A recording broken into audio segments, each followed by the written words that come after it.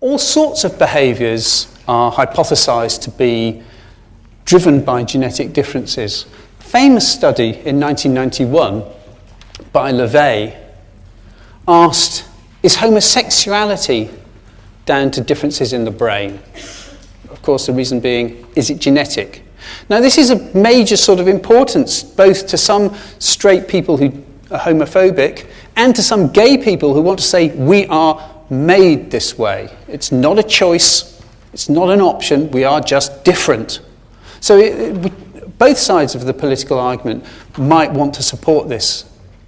LeVay measured a small part of the brain, the anterior hypothalamus, in 6 dead women who he presumed were heterosexual women who were attracted to men.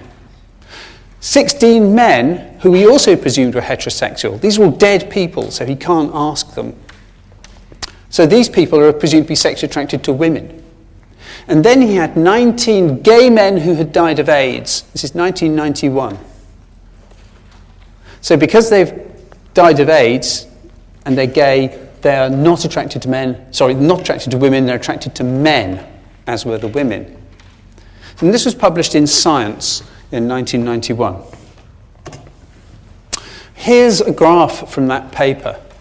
So what we've got here are 4 different graphs, actually, from 4 slightly different areas of the inferior anterior hypothalamus. That's what INAH stands for. So we looked at 4 different bits of this thing.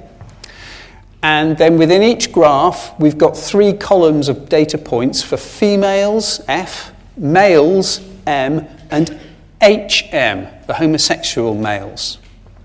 And the vertical axis is volume of that bit of the brain he was looking at. You'll see the units are cubic millimeters. Now, if you hold your fingers together to make a millimetre, imagine a cubic millimetre.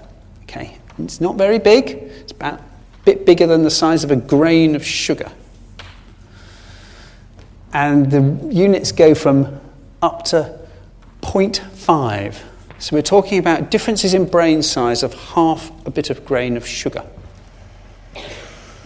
And if we look at the first brain area, well, those 3 sets of dots are all pretty similar.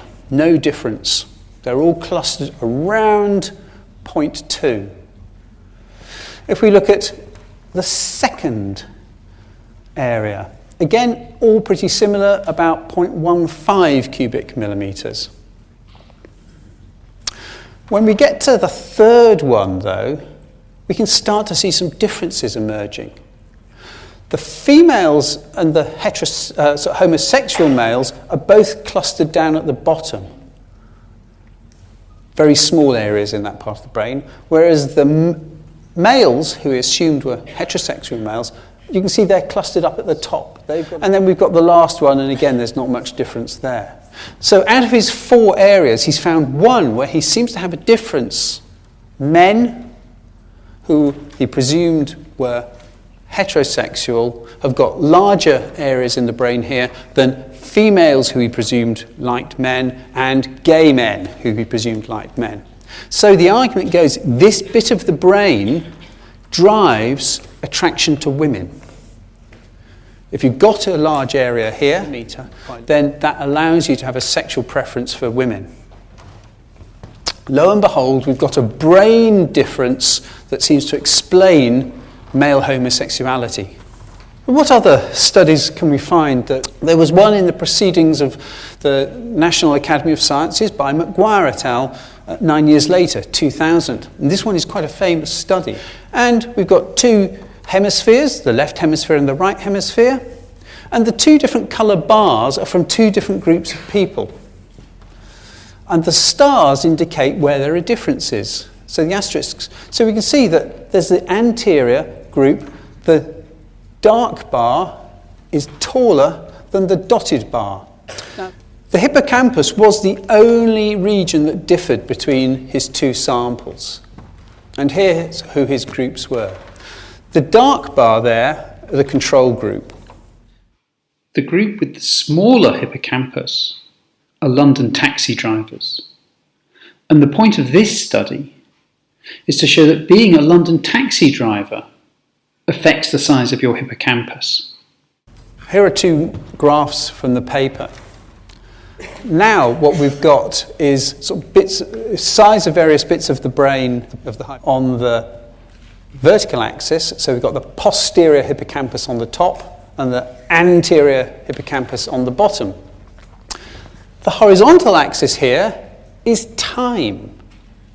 And what we see is that the more months you have spent as a London taxi driver, it's withering away over time. So he's got two clusters of taxi drivers here, some between 50 months and 150 months, so that's 4 to 10 years they've been a taxi driver. And then there's another group between sort of 250 to 350, 20 to 30 years they've been driving cabs around London. And over that time, there's a linear relationship, minus 0.6. Minus means the relationship's going down over time. And there's only so much room. As the posterior bit is getting bigger, it's recruiting brain matter from the anterior bit, the front. So your brain is compensating. It's plastic. It's changing over time. And so as these taxi drivers are learning more and more and more about different routes through London, and London is changing and they're having to keep updating that information and quickly calculate routes and spatial information, the bit of the brain deals with it is getting bigger and bigger and bigger. As they use that bit of the brain, it gets bigger and it recruits space from the front. So you can't look for one-to-one relationships between bits of the brain and behaviour. You've got to know what else the brain is doing, is an important conclusion for that. But even more important is the fact that brains are changing with what you do. Their volume and structure is not simply driven by your genes. It's driven by what you do with them.